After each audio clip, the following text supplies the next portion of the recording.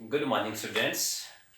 मैं वेलकम करता हूं आपका इस ऑनलाइन डीएससी जो हम क्लासेस में आज 28 अप्रैल 2020 है। तो आज हम डिस्कस करना चाहते हैं एक बड़ा अच्छा टॉपिक है इंग्लिश ग्रामर का, और जो हमारी इंग्लिश लैंग्वेज में बहुत उसका यूज़ होता है वह है punctuation.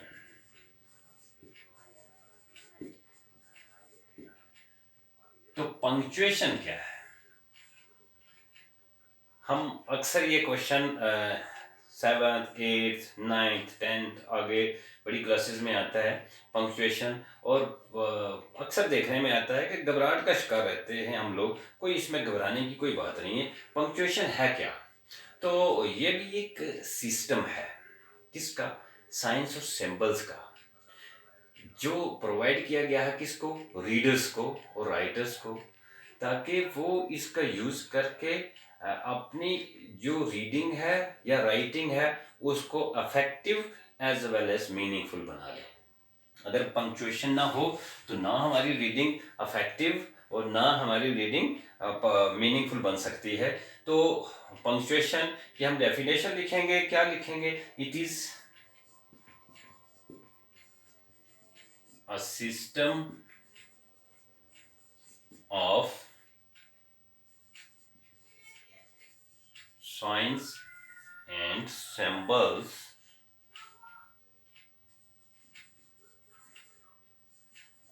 given to a reader। इसमें आप रीडर के साथ राइटर भी, reader as well as writer दोनों आगे ना इसमें, टू शो, ये दिखाने के लिए कि how a sentence is constructed. Sentence is constructed and how it should be read. It is a system of signs and symbols given to a reader as well as writer to show how a sentence is constructed and how it should be read. ये एक निज़ाम है जो provide किया जाता है। मैंने पहले भी आपसे कहा, दोनों लिखने वाले और पढ़ने वालों को, जिसमें ये दिखा सकते हैं एक सेंटेंस कैसे कंस्ट्रक्ट किया जाता है और उसको कैसे पढ़ा जाता है। मुझे लगता है पंक्चुएशन के बारे में आप समझ गए कि पंक्चुएशन है क्या। क्लियर हो गया ना? तो ये एक अलामात, जिसको हम उर्दू में अलामात लफ्ज़ यूज़ कर सकते हैं, का निज़ाम है जो हम यूज़ करते हैं अपने सेंटेंसेस को, अपने इबारात को, अपने पैराग्राफ, अपनी स्टोरीज को अफेक्टिव और मीनिंगफुल बनाने के लिए। तो पंक्चुएशन मार्क्स कौन कौन से हैं? पंक्चुएशन मार्क्स, अब ये सैंपल्स या मार्क्स कौन कौन से हैं जो हम पंक्चुएशंस में यूज करते हैं? तो सबसे पहले आ गया फुल स्टॉप, ठीक है जी। तो दूसरा आ गया कॉमा। फुल स्टॉप और कॉमा तो आपने अच्छे तरीके से देखे ना, क्यों? ये तो आप, हाँ, क्वेश्चन मार्क,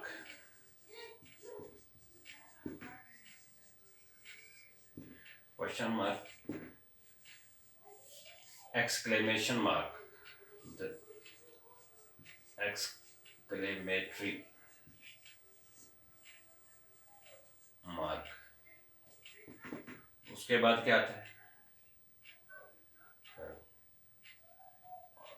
क्या बोलते हैं उसको? हाइफन, एपोस, एपोस्ट्रोफी,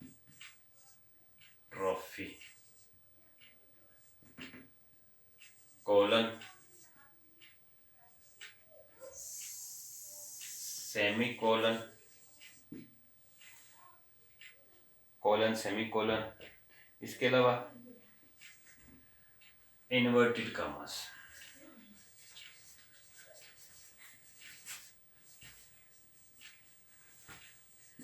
ये जनरली हम यूज करते हैं punctuation marks, full stop, comma, question mark, exclamatory mark, hyphen, apostrophe. Apostrophe के मेरे ख्याल में स्पेलिंग गलत है, ये अब दुरुस्त करोगे। एपोस्ट्रोफी, एपोस्ट्रोफी, एपोस्ट्रोफी, ई, एपोस्ट्रोफी, कॉलन, सेमी कॉलन और इन्वर्टेड कॉमास। तो हम ये सारे तो हम एकदम से नहीं पढ़ पाएंगे, लेकिन देखते हैं हम कितने पढ़ लेंगे आज। तो इन सब की हम देखते हैं यूटिलिटी क्या है। तो सबसे पहले हम चलते हैं फुल स्टॉप पे। कहाँ लगता है फुल स्टॉप? इसका पहला यूज है, it is used at the end of assertive and imperative sentence। जितने भी assertive या imperative sentences हैं, इनके लास्ट पे हम किसका यूज करते हैं? फुल स्टॉप का यूज करते हैं। क्लियर हो गया? जैसे I go to punch, मैंने लिखा, फुल स्टॉप। इंपेरेटिव की बात हो रही है, मैं लिखूंगा सिट डाउन। क्लियर हो गया? एक यूज इसका ये हो गया। दूसरा यूज हम करते हैं टू मेक एब्रीविएशंस। इसमें भी बी डबल आगे मुझे लगता है। टू मेक एब्रीविएशंस, एब्रीविएशंस बनाने के लिए हम यूज करते हैं। जैसे हम क्या कहेंगे? BSc, MA, MLA etcetera. जितने भी हम ये एब्रीविएशंस बनाते हैं उनमें हम किसका यूज करते हैं? बिल्कुल बिल्कुल फुल स्टॉप का। आप राइट हैं। अब हम चलते हैं, दूसरा हमने क्या लिखा था? हाँ, कामा, कामा।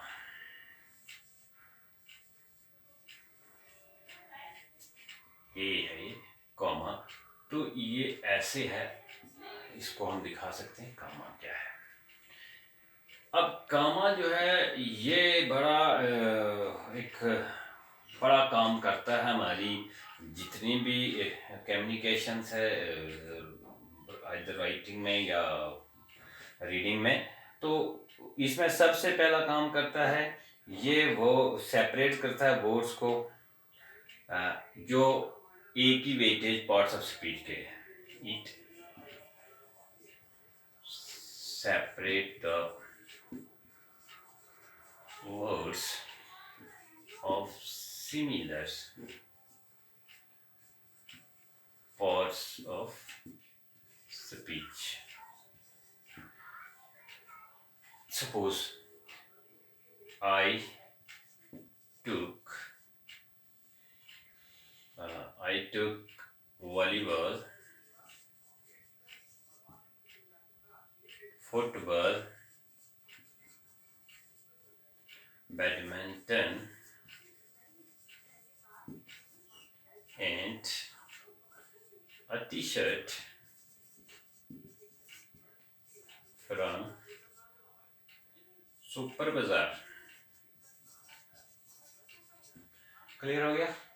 तो यहाँ देखो, ये एक ही पार्ट्स ऑफ स्पीच को हम सेपरेट जब करते हैं तब हम कामे का यूज करते हैं। यहाँ तक क्लियर हो गया?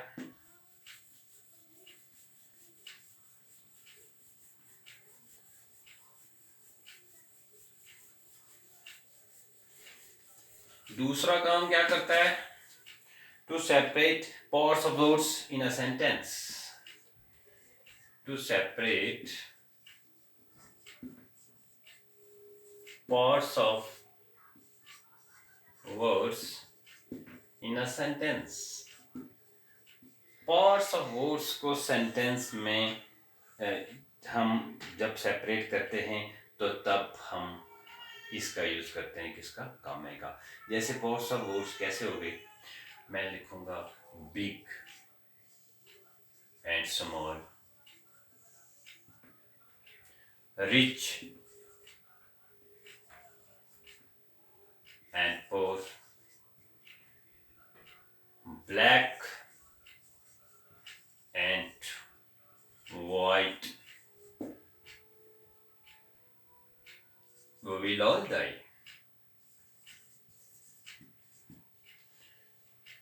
क्लियर हो गया? Big and small, rich and poor, black and white, we all die. ठीक है, ये हमने किस में किया, जो वर्ड्स थे उनको सेपरेट किया हमने। एक काम ये हमारा करता है, कौन, कॉमा करता है। अब टू सेपरेट फ्रेजेस,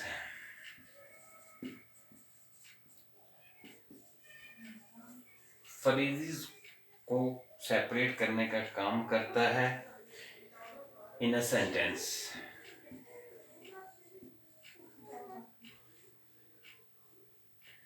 तो फॉर एग्जांपल कैसे काम, कोई एग्जांपल हम करेंगे। जैसे हम कहेंगे Srinagar, the capital of Jammu and Kashmir is chilled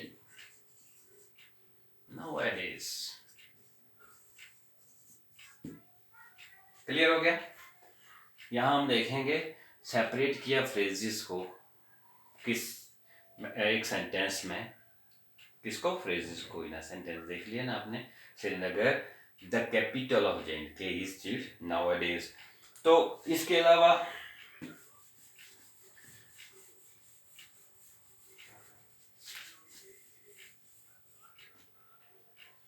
it is also used with yes or no in reply of the questions. अगर कोई क्वेश्चंस करता, वहां यस और नो में अगर आंसर आता है, तब भी हम कॉमा का यूज करते हैं।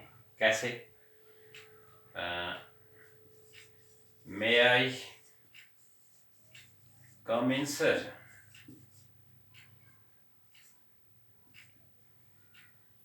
Yes you can. क्लियर हो गया? ठीक है।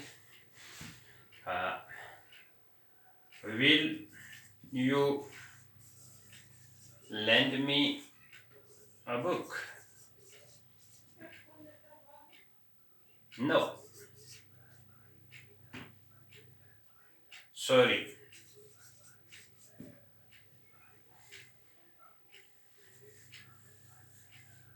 क्लियर हो गया? अब हम कामे का यूज जब हमारी सैल्यूटेशन होती है उस समय भी करते हैं। It is also used at the end of salutation. Salutation. इसका इस्तेमाल हम सैल्यूटेशन के में भी करते हैं। जैसे हम कहेंगे my dear friend, dear sir. Clear हो गया? इन हालतों में भी हम किसका इस्तेमाल करते हैं, कामा। ये हम कामा डिस्कस कर रहे हैं ना, तो कामे का इस्तेमाल देखा हमने इतनी जगह होता है। क्लियर? इसके अलावा हम कामा कहाँ यूज करते हैं? It is use to separate the date of month of a year.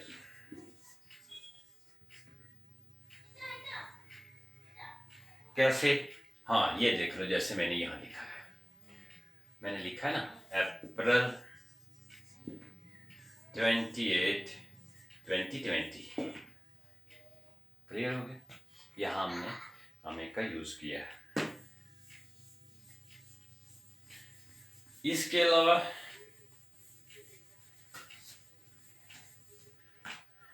it is also used to separate principal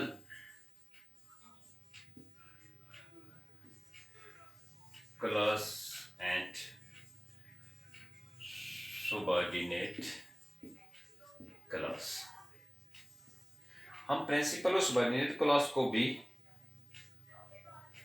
separate करने के लिए इसका यूज करते हैं। जैसे when the bus stopped I jumped। ठीक है, प्रिंसिपल क्लॉज, सबऑर्डिनेट क्लॉज, इसको हमने इससे भी यहाँ इसका भी यूज हम करते हैं। अब बड़ा कॉमन यूज है, हम देखते हैं जब हम ग्रामर को पढ़ रहे होते हैं, it is use to separate reported verb RV, reported verb to the reported speech or S। जैसे I said reported verb, you are great। Clear हो गया? ये रिपोर्टेड और भी रिपोर्टेड वर्ब, ये रिपोर्टेड वर्ब को रिपोर्टेड स्पीच से भी अलग करने में बड़ा काम करता है।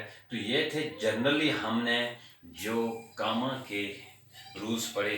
इन एडिशन टू दीज भी हैं, बट आपके स्टैंडर्ड, आपके लेवल के मुताबिक आप इतना ही तैयार कर लो तो पंक्चुएशन में आपके लिए बहुत अच्छा रह जाएगा। तो हम तीसरा पढ़ते हैं, क्वेश्चन मार्क।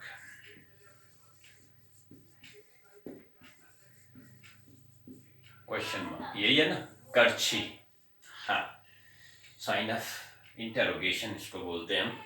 ये क्वेश्चन मार्क कहाँ लगता है? ये तो काफी अंडरस्टूड बात है। It is use at the end of direct question. जब हम डायरेक्ट क्वेश्चन करते हैं ना, वहां इसका इस्तेमाल करते हैं। जैसे will you give me a pen. But याद रखना, बड़ा कंफ्यूजन रहता है हम जब लिखते हैं, ये भी लगाया और यहाँ फुल स्टॉप भी लगाया, दो चीजें नहीं लगेंगी, एक ही चीज लगेगी। Will you give me a pen, यही सीधा सीधा व्हाट इज योर नेम,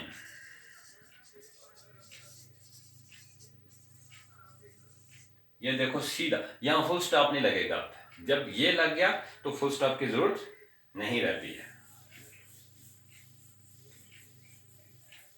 तो इसके बाद हम एक और पढ़ लेते हैं। तो रिमेनिंग हमारे जो पांच बचेंगे वो हम नेक्स्ट टाइम पढ़ेंगे। एक्सक्लेमेशन मार्क,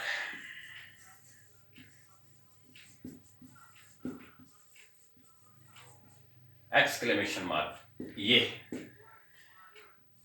ये जो बीच में मैंने डाली है इसको एक्सक्लेमेशन मार्क बोलते हैं। तो इट इज यूज्ड